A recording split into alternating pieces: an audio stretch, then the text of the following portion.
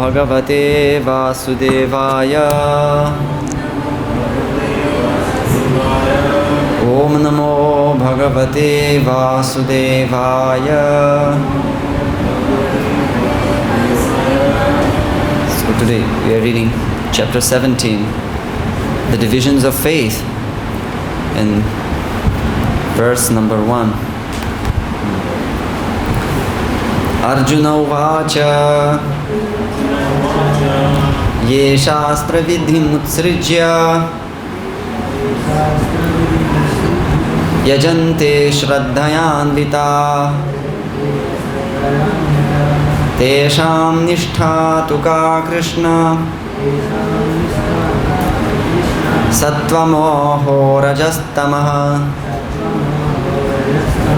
Arjuna Uvacha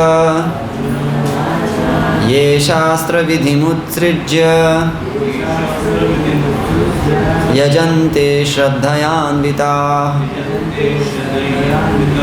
Tesham Nishtha Tuka Krishna Sattvamoho Rajastamaha.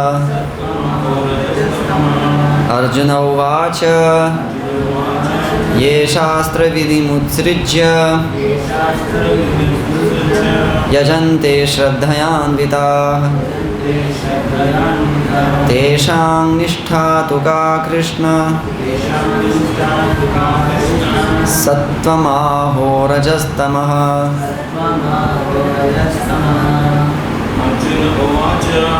Arjuna Uvacha Ye Shastra Vidhimutsrijya Yajante Shraddhayanvita Tesham Nishtha Tuka Krishna Sattvamoho Rajastamaha. Arjuna Uvacha Ye Shastra Vidhimutsrijya Yajante Shraddhayanvita Tesham Nishtha Tuka Krishna Sattvamoho Rajastamaha. Okay. Arjuna Uvacha. Arjuna said, Ye, those who Shastra Vidhim, the regulations of scripture, Utsrijya, giving up, Yajante, worship, Shraddhaya, full faith, Anvita, possessed of, Tesham, of them, Nishtha, the faith, Tu, but, Ka, what, Krishna, O Krishna, Sattvam, in goodness, Aho, or else, Raja, in passion, Tama, in ignorance. Translation and purport by His Divine Grace Srila Prabhupada. Arjuna inquired, O Krishna, what is the situation of those who do not follow the principles of scripture, but worship according to their own imagination? Are they in goodness, in passion, or in ignorance? Purport. In the 4th chapter, 39th verse, it is said that a person faithful to a particular type of worship gradually becomes elevated to the stage of knowledge and attains the highest perfectional stage of peace and prosperity. In the 16th chapter, it is concluded that one who does not follow the principles laid down in the scriptures is called an asura, demon, and one who follows the scriptural injunctions faithfully is called a deva, or demigod. Now, if one with faith follows some rules which are not mentioned in the scriptural injunctions, what is his position? This doubt of Arjuna's is to be cleared by Krishna. Are those who create some sort of God by selecting a human being and placing their faith in him, worshipping in goodness, passion, or ignorance? Do such persons attain the perfectional stage of life? Is it possible for them to be situated in real knowledge and elevate themselves to the highest perfectional stage? Do those who do not follow the rules and regulations of the scriptures, but who have faith in something and worship gods and demigods and men, attain success in their effort. Arjuna is putting these questions to Krishna.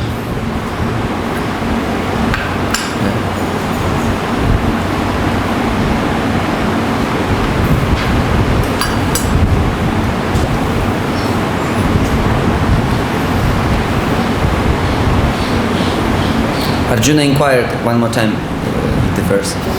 Arjuna inquired, O Krishna, what is the situation of those who do not follow the principles of scripture but worship according to their own imagination? Are they in goodness and passion or in ignorance? Om Jnana Timirandhasya Jnananjana Shalakaya Chakshurunmilitam Yena Tasmai Shri Gurave Namaha Vandeham Shri Guru Shri Yutapada Kamalam Shri Gurun Vaishnavamscha Shri Rupam Sagra Jatam Sahagana Raghunatham Vitantam Sajivam Sadvaitam Savadhutam Parijana Sahitam Krishna Chaitanya Devam Sri Radha Krishna Padan Sahagana Lalita Sri Vishakhan Vitamscha.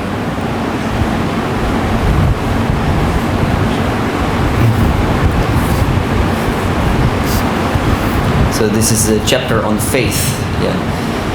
But it's a chapter on a particular faith. Not necessarily transcendental faith. It's about a chapter. It's a chapter on the faith in the modes of nature. So there's such a thing as a transcendental faith, and we hope that we have that. This is called Tattvika Shraddha in Jaiva Dharma, or Bhaktisiddhanta Saraswati used to call it Bhagavatiya Shraddha. In other words, the transcendental faith in the Tattva meaning the absolute truth, pure absolute truth, transcendental, or Bhagavatiya Shraddha, faith that has the nature of Bhagavata. Faith in Bhagavata means faith in Bhagavan, the Supreme Personality of Godhead, or faith in the faith of the nature of Bhagavatam. You can also derive it in that way. Pure faith, sincere faith, which is actually Jiva's inherent quality. It is Jiva can't be without faith. So when that pure faith awakens, it awakens by association and by sukriti, necessarily. Just like there is a verse that Krishna prema cannot be obtained by janma koti sukrite nalabhyate, by the punya, pious deeds of millions of births. Yeah, same stands for that transcendental faith. You can apply it. It is the same principle, same line of thought. Because this transcendental faith, Shraddha, in the scriptures, in that teach pure devotional service, in people that teach pure devotional service, in the object of pure devotional service, is Krishna. Ultimately, this faith, Shraddha, gradually matures into prema. This is the progression, as explained by Srila Rupa Goswami, Shraddha to prema.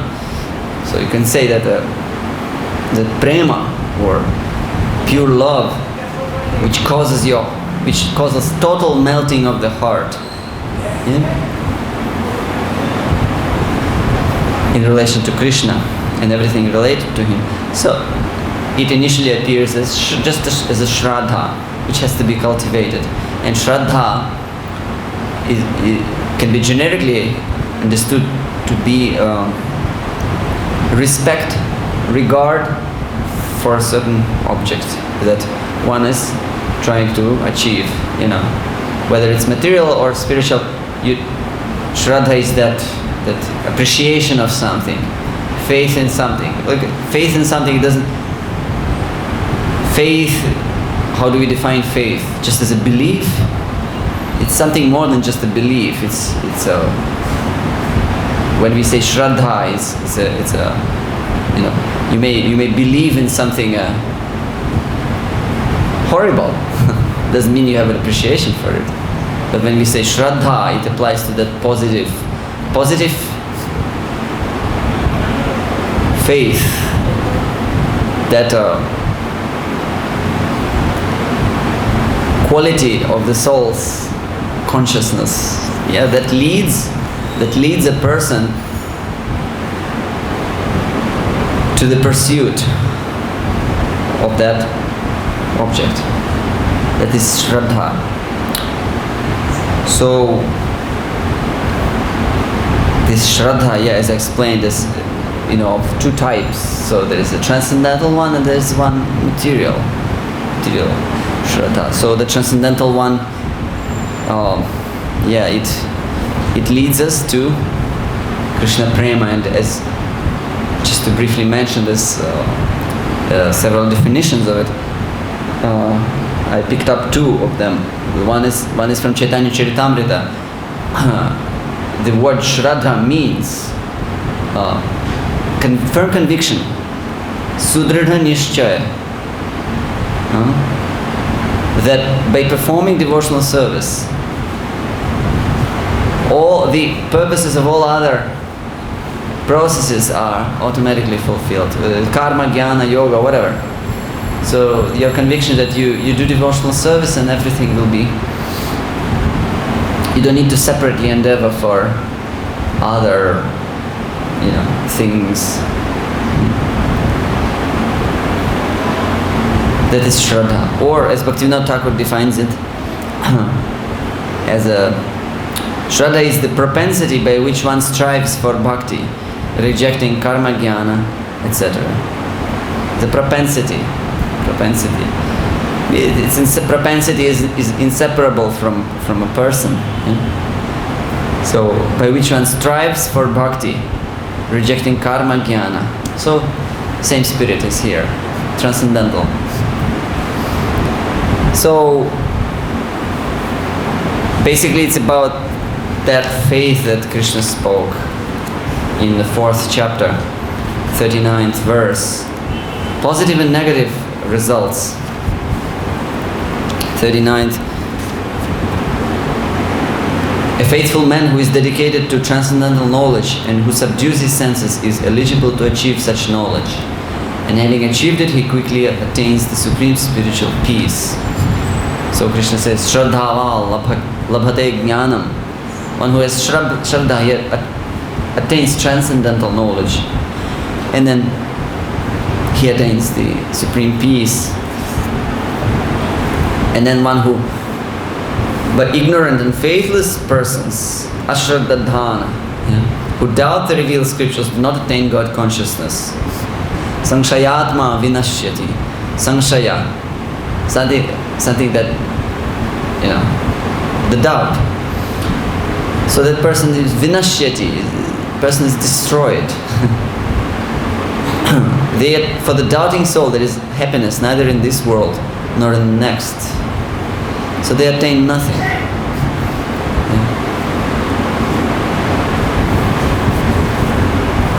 So this is about transcendental faith. And here, as it's usually in the Bhagavad Gita, as it usually occurs, new chapter starts with a doubt by Arjuna, and usually that doubt is based on something that Krishna has just said in the previous chapter. So there is always a link, you know, it's just not just a new topic. It's kind of all related and connected. So Krishna's, and the Prabhupada describes, so in the 16th chapter, Krishna spoke about asuras. So 24th verse, 23rd. Yashastra vidhim utsrijya vartate kama karataha nasa siddhim avapnoti nasukham naparam gatim. He who discards scriptural injunctions and acts according to his own whims attains neither perfection nor happiness nor the supreme destination. So these are demoniac people, ultimately. So they know about Shastric rules and regulations, but because they're driven by lust, driven by desire to enjoy, they give up scriptures. Even though they know about scriptures, they give them up. So in this way they don't attain anything. So Arjuna, what is exactly Arjuna's questions? So he says, what is the situation of those who do not follow the principles of scripture, which corresponds to the description of demoniac natures? Yeah, they give up. So in the same way Arjuna says, he's using the same words, Shastra Vidhim Utsrijya. Okay, so you may say they're demoniac, but no, Arjuna says, but still they have some kind of faith, some kind of conviction. Yajante Shraddhayanvi, they do worship. The previous chapter described people who do not worship. They give up Shastra, they give up Shastra Vidhi, and they don't do any yajana, they don't do any worship, they just, what's that? Siddhoham, Balavan, Sukhi. I'm perfect. I don't need to worship anybody. That was the consciousness. Yeah. Ishvaroham, Aham Bhogi. Well, if I'm Ishvar, if I'm the controller, why do I need to worship anybody? So these people are a little different.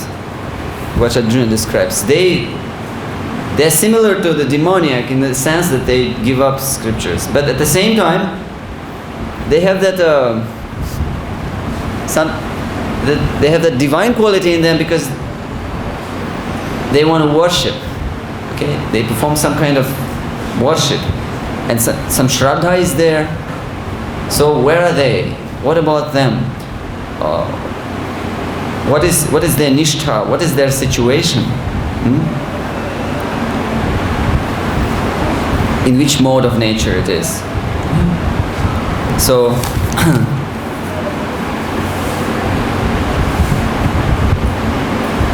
so then it is explained that Shraddha is by nature, it's a astikya, it's the astikya buddhi. Sridhara Swami says Shraddha astikya buddhi. It's a intelligence of astikya. Astikya means asti. Asti means there is. So it's a kind of it's a very positive quality. Asti, or we have a word Nastik, yeah, Nastika, atheist. So the understanding is that na asti, it's not there. So no, the people who don't have faith in any reality beyond what they see, basically, is a Nastika view. So an Astika means there is a faith in some reality beyond my present perception. And we all need that quality. And this is Shraddha, this is faith. Okay. It's a good quality, yeah. But then where do we apply it? Yeah. So this chapter is about people who give up Shastra Vidhi, who give up the Shastric understanding, or who don't even take it up. To give up something means you have to have it, but they may not even taken up it. Why? For the two reasons. And Sridhar Swami describes how one reason may be they think it's troublesome. They do their worship, and we discuss the types of worship they do, whether demigods, yakshas, rakshas, or bhutas, pretas, whatever, according to the mode. But in the beginning, they give up Shastric injunctions because they think these Shastras, all these regulations, all this, it's just, too troublesome. Let me do it my own way. Yeah. This is one reason. And secondly, Second reason is laziness. Yeah, they're just lazy. But basically, it's related very much. They're lazy to follow the Shastric injunctions. Because Shastric injunctions are not always they're not always in line with our whims. So they create their own injunctions which exactly correspond to their likings. So so it's all very pleasant and.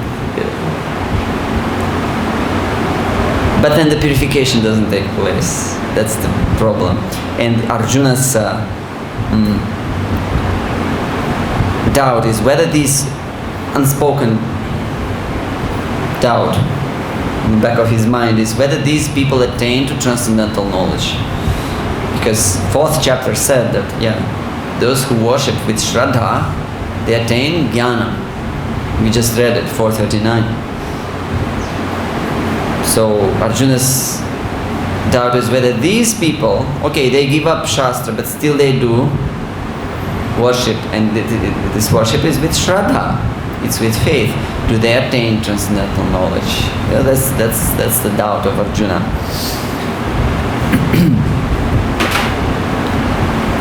And we see that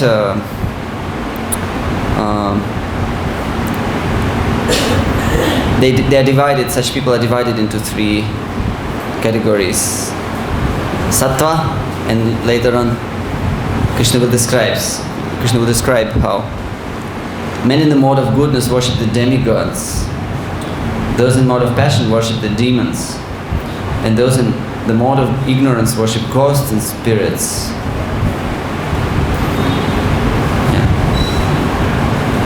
So they worship. How do they worship? They worship not according to Shastra Vidhi, because there is a proper way to worship even the demigods according to Shastra Vidhi.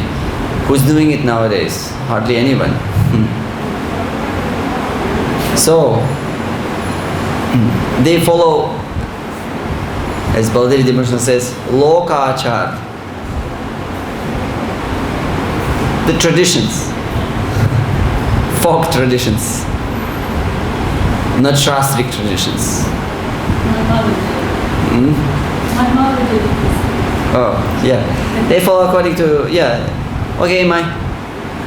my father is doing it in this way. I don't want to question him. I don't care whether it's according to Shastra or not to Shastra. He's doing it like this, I'll do it like that. Kind of they don't want to, there's no inquisitiveness. What's the right way? What does the Shastra say? Often you meet, actually,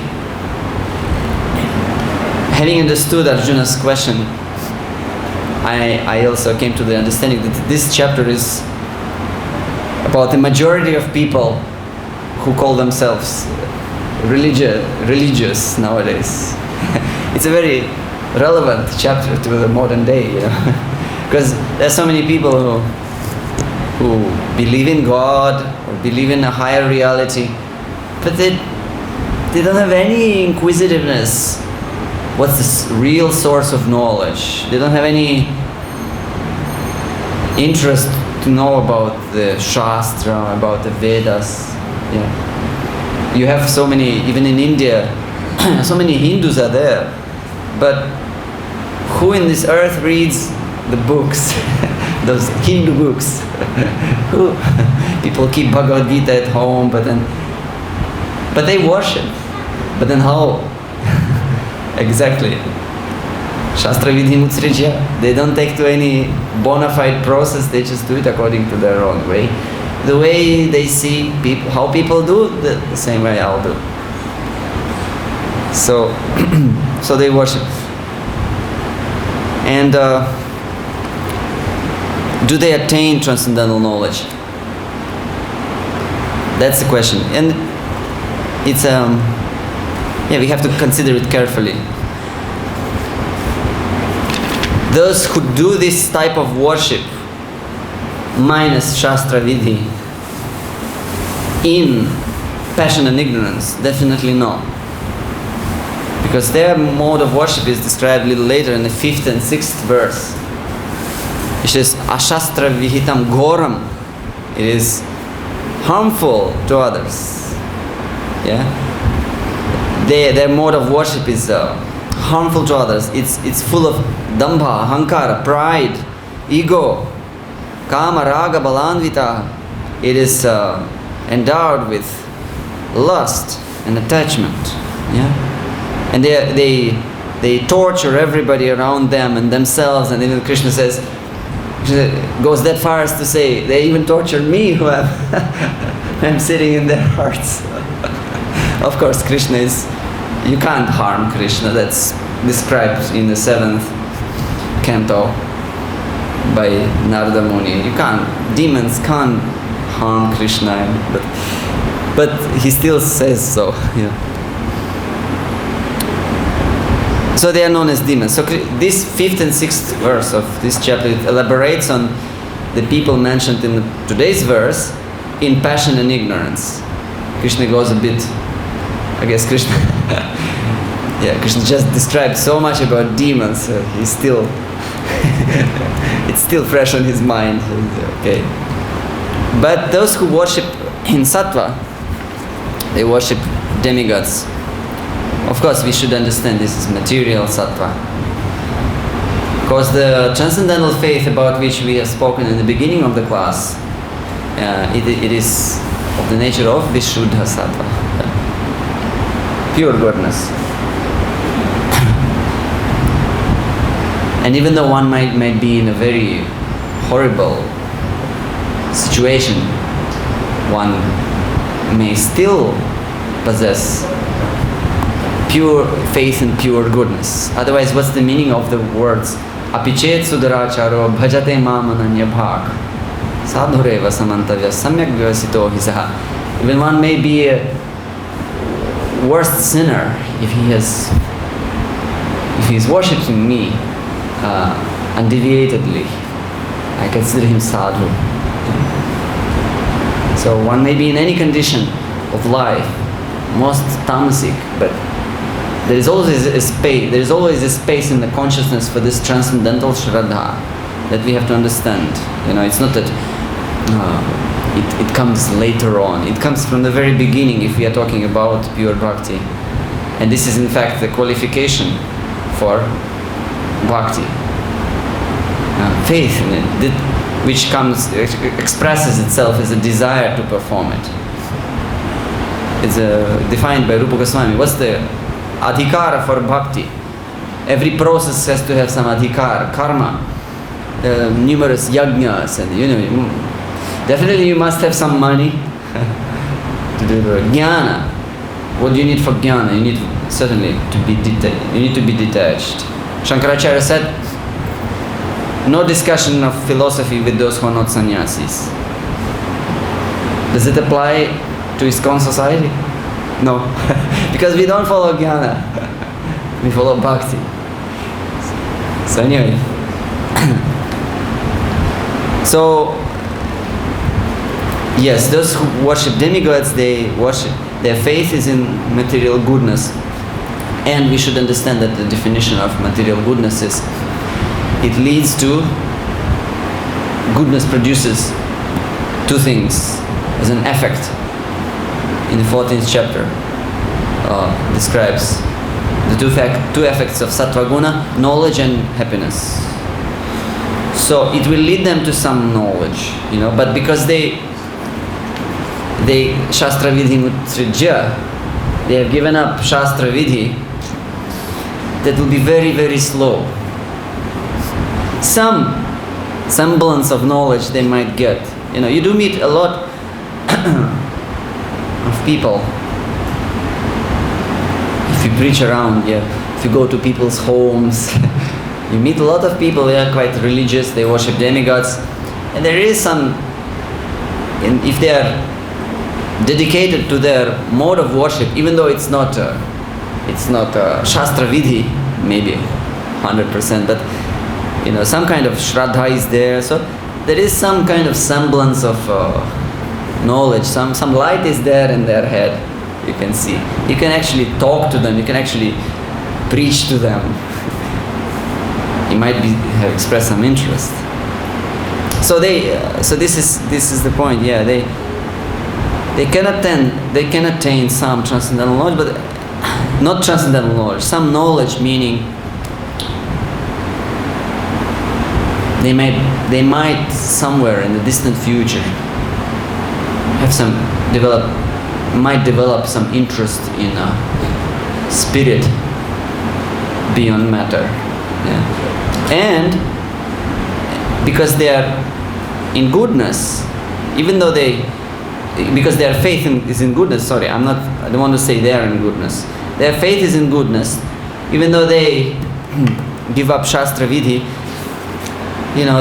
they might be much closer to Rajasic and Tamasic people. They might be much closer to the opportunity to do some Sukriti, do some Seva, and if they're lucky, they might one day serve devotee, or they might one day hear from a devotee, because their faith is in sattva. It's less contaminated than those people who worship in Rajas and Tamas. 5th and 6th verse, you see, it's really ego, pride, lust, attachment, foolish. They inclined to torture others. So, you don't expect these people to. But even they can be fortunate. But those who are sattvic, they are much closer to those opportunities. So, yeah, I'm just about to finish. So this is Arjuna's question. Yeah, Krishna explained me about the situation of their faith. Yeah, of these people. They are neither demons, nor divine. They are somewhere.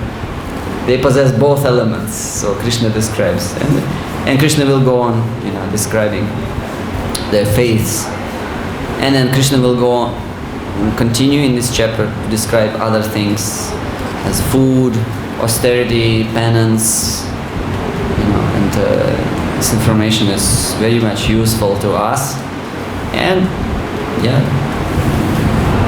so we apply it in our life. Okay, so I will stop here. If anybody has some questions or comments, Mataji, please.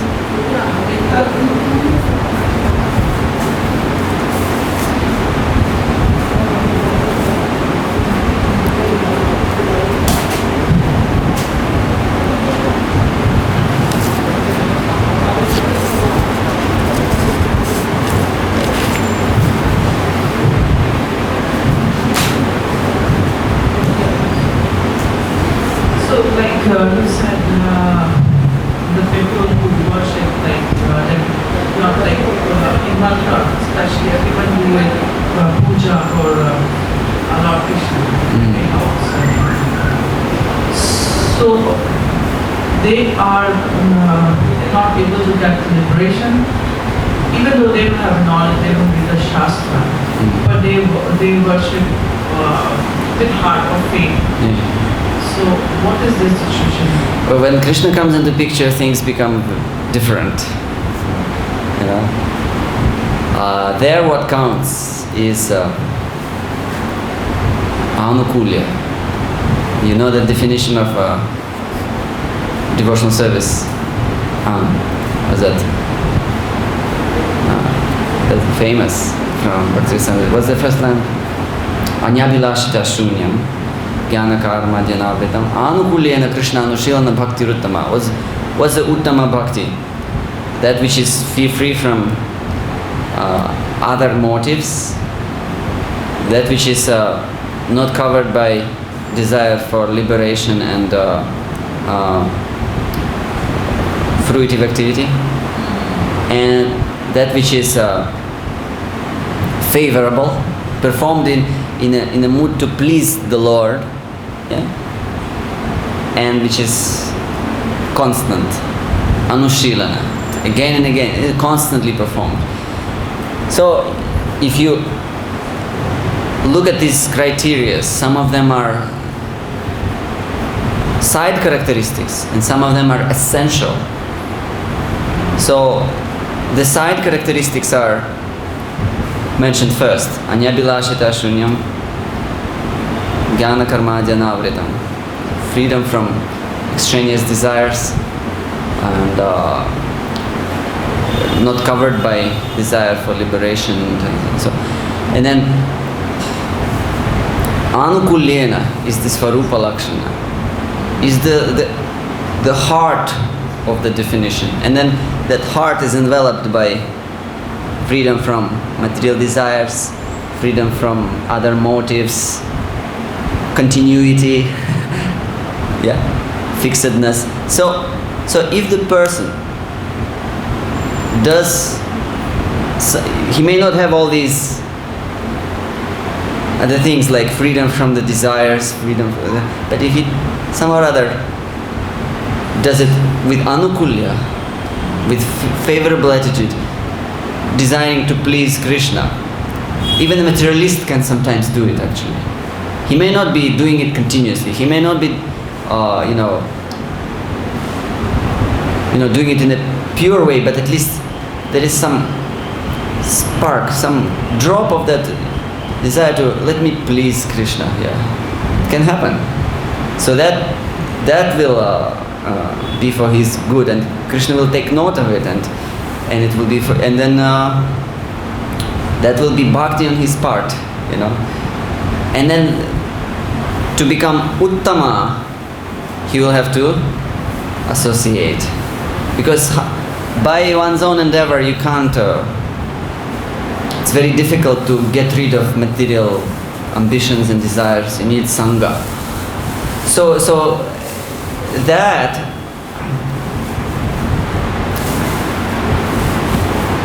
bhakti, which is not uttama,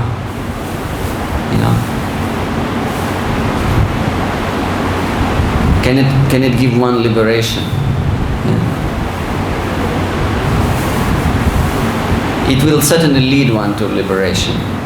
It's just like Harinam. You don't need to chant Shuddhanam to get liberation. Liberation is accomplished even by Namabhas. Namabhasa is a reflection of the name. It's a kind of a semblance of the name. Shuddhanam is compared to fully risen sun, and this Namabhasa is like the dawn. You see the effulgence. So Namabhasa is chanting when chanting is done. Yeah, it's described how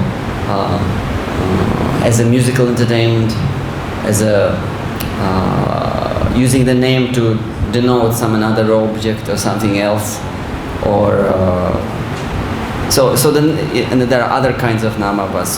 So in the same way, liberation is not such a great thing, and it's stated that Krishna says he gives mukti. He does give mukti a lot, but he gives bhakti very rarely. So to attain mukti,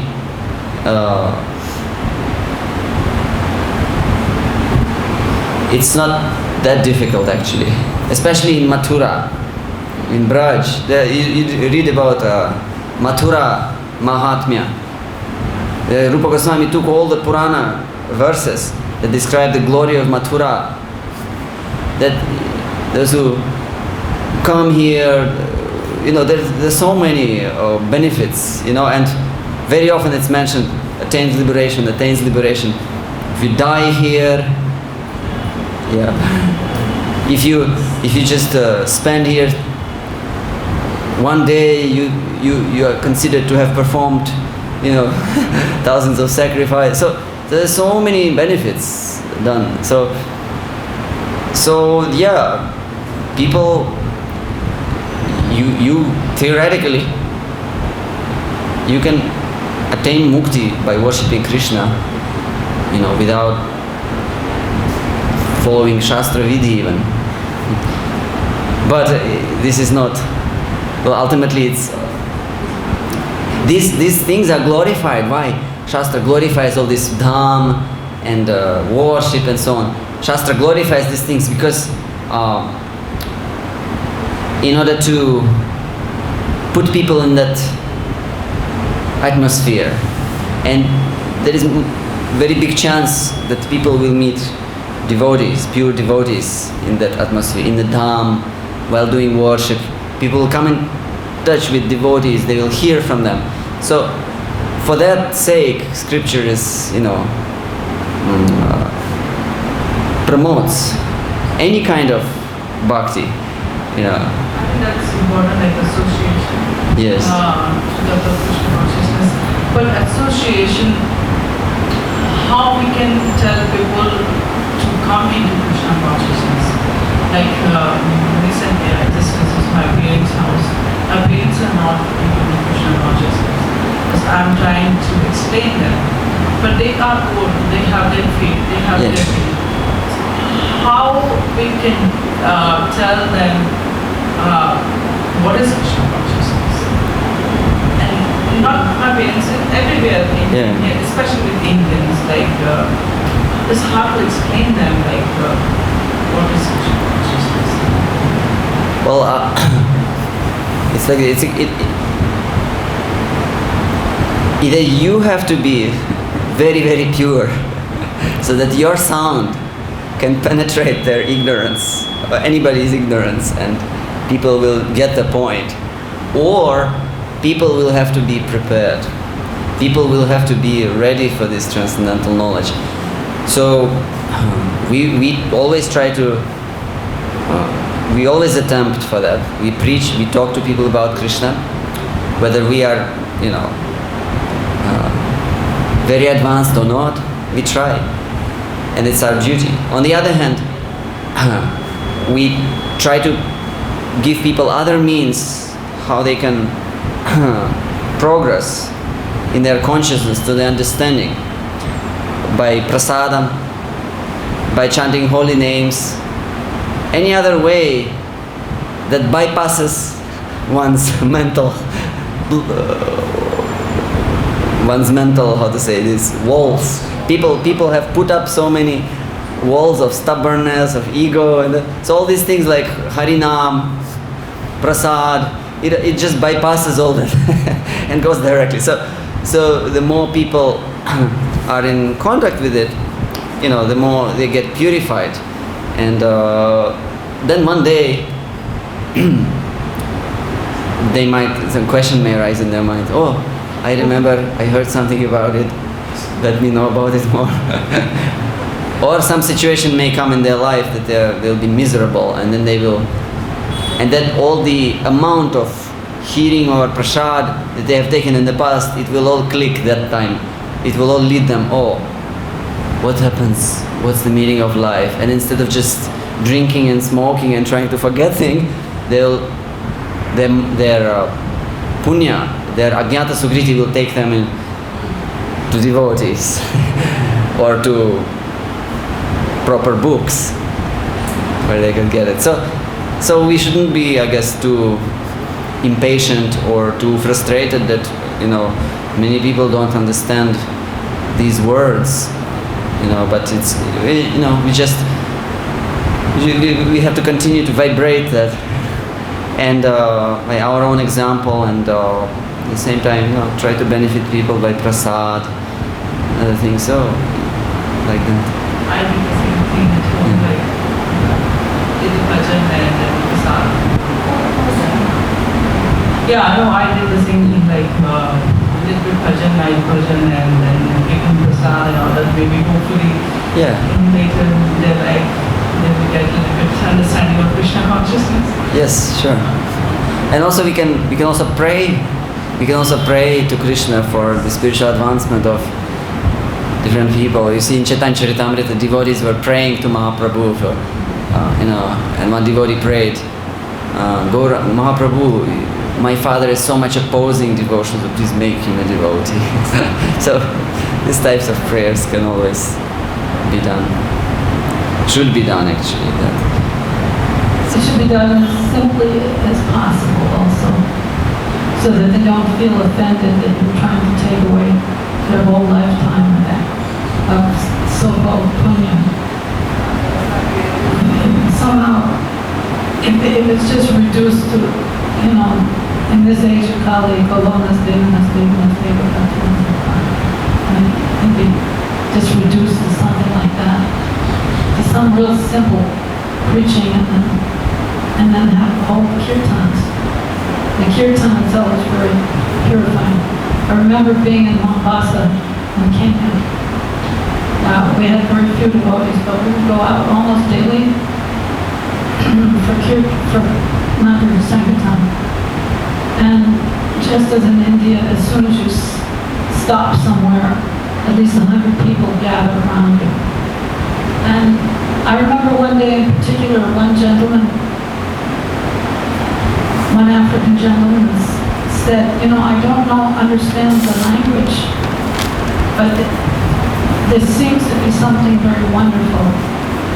So anybody with any kind of intelligence would be able to not be able to resist the wonderful chanting of the holy names unless you have a really bad voice or a bad sense of rhythm. But still, it's so attractive.